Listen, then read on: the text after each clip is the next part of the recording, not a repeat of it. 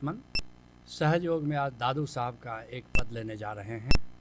दादू साहब का जन्म 1544 ईस्वी में हुआ और 1603 ईस्वी तक राजस्थान की धरती पर दादू साहब बड़े प्यारे गीत गाते रहे। कहते हैं दादू साहब, कौन भांति भल माने गुसाई, तुम भावे सो मैं जानत नाई। कहते हैं कि गोविंद को हम कैसे रिझाएं, गोविंद को क्या अच्छा लगता है, क्या अच्छा नहीं लगता है, ये मुझे बिल्कुल पता नहीं। इसलिए मुझे समझ नहीं आता कि अपने गोविंद को, अपने प्रियतम को कैसे रिझाएं। कहते हैं, कै भल माने नाचे गाएं। अगर गोविंद को नाचना अच्छा लगता है, गाना अच्छा लगता है, तो चलो हम भी नृत्य करते हैं, हम भी गीत गाते हैं। कै भल माने नाचे गाएं, क्योंकि बहुत लोग गोविंद को रिझाने के लिए नाचते हैं, गाते हैं, भजन गाते हैं, कीर्तन करते हैं। और कै भल माने लोक रिझाएं, कई लोग लोक सेवा करते हैं, सोचते हैं कि लोक सेवा करने से गोविंद प्रसन्न होगा, जिसके लिए बिहार के दरिया साहब कहते हैं, नाचे काछे ताल मृदंगे और चिकनी बहु बातें। व्यंग कर रहे हैं दरिया साहब कि गोविंद को रिझाने के लिए पता नहीं लोग क्या क्या करते हैं। कुछ लोग नाचते हैं, कुछ लोग अभिनय करते हैं, कुछ लोग वाद्य बजाते हैं, कोई ऐसे हैं जो बहुत बहुत मीठी और चिकनी चुपड़ी बातें करते हैं, उपदेश करते हैं, कथा कहते हैं, पुराण कहते हैं। और जैसा काछे तैसा नाचे, और फिर जैसा अभिनय करना होता है उसके अनुसार फिर नृत्य भी करते हैं। और दूरी करो बहु घातें, कहते ये सब दाव पेच छोड़ो, इससे गोविंद नहीं रिश्ता। और का भव माथ मुड़ाए चिकने, कुछ लोग अपना माथा मुड़ा लेते हैं, सोचते हैं कि माथा मुड़ाने से गोविंद प्रसन्न होगा। और काह चिकुर सिर राखे, कुछ लोग सिर में टिक रख लेते हैं, चोटी रख लेते हैं, सोचते हैं शायद यह एंटीना है गोविंद तक जाने का। और का मणि मुद्रा कान फराए, और कुछ नाथ साधु ऐसे होते हैं जो मणि मुद्रा धारण कर लेते हैं, कान फड़ा लेते हैं। और का मौनी मुदिर आँखें, और कुछ लोग आँख बंद करके रहते हैं, कुछ लोग मौन रहते हैं। कहते हैं बिहार के दरिया साहब कि इन बातों से गोविंद के प्रसन्न होने का, गोविंद के रिझने का भला क्या प्रयोजन हो सकता है। कहते हैं दादू साहब, कै भल माने तीर्थ नहाए। बहुत लोग सोचते हैं कि तीर्थ जाने से, तीर्थ में नहाने से, गंगा स्नान करने से गोविंद प्रसन्न होगा। और कै भल माने मुंड मुड़ाए, और कुछ लोग सोचते हैं कि मुंड मुड़ाने से, सिर घुटाने से गोविंद प्रसन्न होगा, तो सिर घुटा करके रहते हैं। जिसके लिए बिहार के दरिया साहब कहते हैं, आपन थीत चिन्हे नहीं मूरख, और तीर्थ मक्का दौरा। कहते हैं अपना ठिकाना तो पता नहीं है और तुम अलग अलग ठिकानों पर जाते हो, कोई काबा जाता है, कोई काशी जाता है, ये सब मूर्ख लोग, ऐसा बिहार के दरिया साहब कहते हैं। दादू साहब कहते हैं, कै भल माने सब घर त्यागी। कुछ लोग ऐसा सोचते हैं कि घर त्याग देते हैं, गृह त्याग करके सन्यासी हो जाते हैं, जंगल चले जाते हैं, हिमालय चले जाते हैं, और सोचते हैं कि शायद हिमालय जाने से, घर का, परिवार का त्याग कर देने से गोविंद प्रसन्न होगा। जिसके लिए मीरा कहती है, कहा भयो है भगवा पहरया। क्या ये भगवा वस्त्र पहन करके सन्यासी हो गए हो, तुम सोचते हो कि भगवा वस्त्र धारण करने से गोविंद प्रसन्न होगा। घर तज भय सन्यासी, घर छोड़ दिया और तुम सन्यासी हो गए। और जोगी होए जुगत नहीं जाने।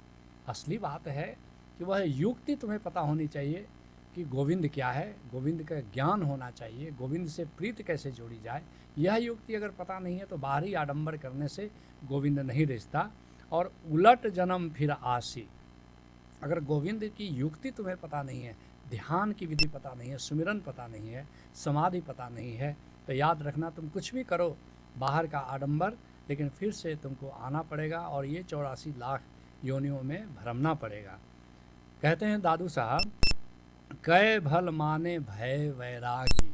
कुछ लोग वैरागी हो जाते हैं, उदास हो जाते हैं, राग छोड़ देते हैं, नाते रिश्ते सब छोड़ देते हैं और सोचते हैं कि शायद इससे गोविंद रिझ जाएगा अगर हम वैरागी हो जाएंगे।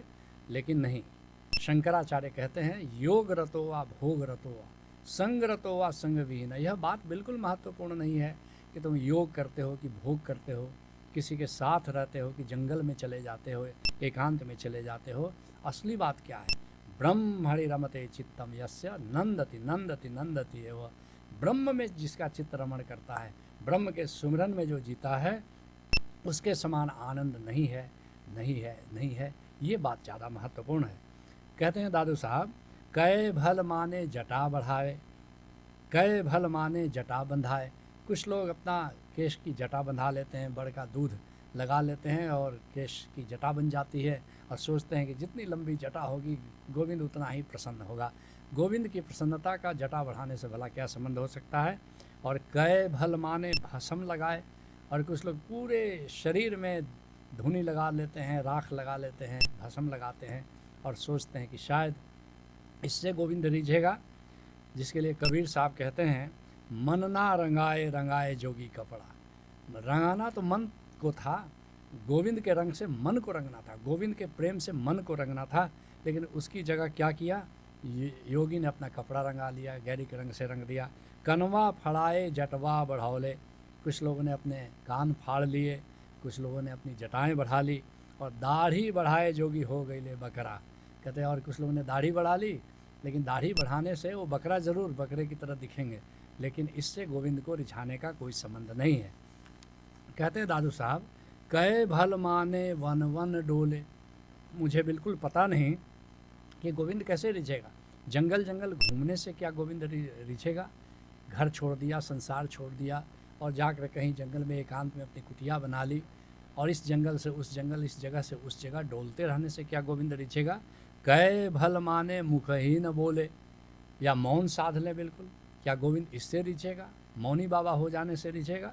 जिसके लिए कबीर साहब कहते हैं, जंगल जाए जोगी धुनिया रमौले। कई ऐसे योगी हैं जो जंगल चले जाते हैं, वन में जाकर के कुटिया बनाते हैं, धुनी रमाते हैं। और काम जराए जोगी हो गई ले हिजरा।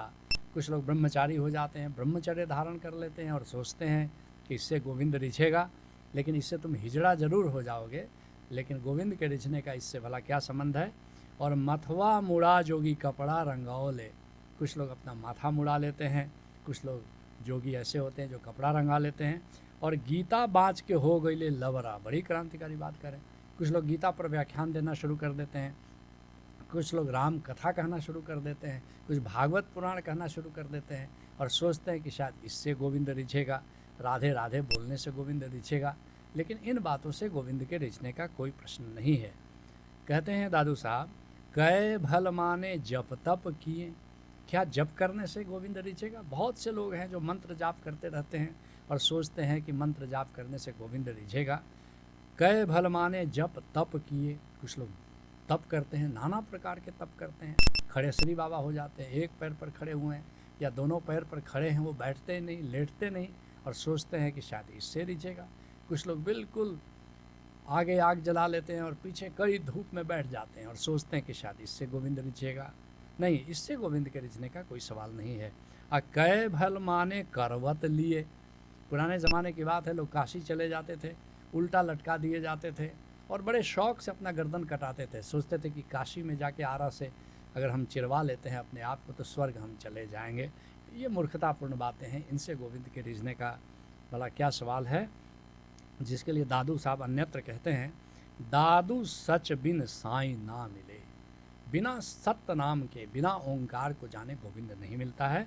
अब भावे भेख बनाई, चाहे कितने भी नाना प्रकार के भेख तुम बना लो। अब भावे करवत उरध मुख, चाहे तो तुम उल्टा टंग जाओ और अपना काशी में जा कर के आरा से अपने आप को चिरवा लो। और भावे तीर्थ जाई, या इस तीर्थ से उस तीर्थ तुम विचरण करते रहो, इससे गोविंद के रिझने का कोई प्रश्न नहीं उठता। कहते हैं दादू साहब, कै भल माने ब्रह्म ज्ञानी। कुछ लोग वेदांती हो जाते हैं, ब्रह्म सूत्र का अध्ययन कर लेते हैं और सोचते हैं कि अब ब्रह्म सूत्र जान लेने से या वेदांती हो जाने से शायद गोविंद रिझेगा, लेकिन ब्रह्म सूत्र जान लेने से भला गोविंद के रिझने का क्या नाता हो सकता है। और कै भल माने अधिक ध्यानी। कुछ लोग आंख बंद करके ध्यान करते रहते हैं, बगुले जैसा। नहीं, इससे भी, ध्यान से भी गोविंद को मिलने का कोई संबंध नहीं है। कहते हैं दादू साहब, जे तुम भावे सो तुम पे आए। कहते हैं गोविंद, यह तुम ही को पता है और किसी को पता नहीं है। वह तुम ही जानते हो कि तुम्हें क्या चीज़ भाता है, और तुमसे सीधा अगर नाता नहीं जुड़े, तुमसे सीधी प्रीत ना हो, तो फिर तुम कैसे रिझोगे भला। जिसके लिए गुरु अर्जुन देव जी कहते हैं, हरि अंतर्जामी सब विद जाने। गोविंद अंतर्यामी है क्योंकि सबके घट में बैठा हुआ है वो सब वही जानता है। हरि अंतर्जामी सब विधि जाने, ताकिसु पाहि आँख सुनाइए।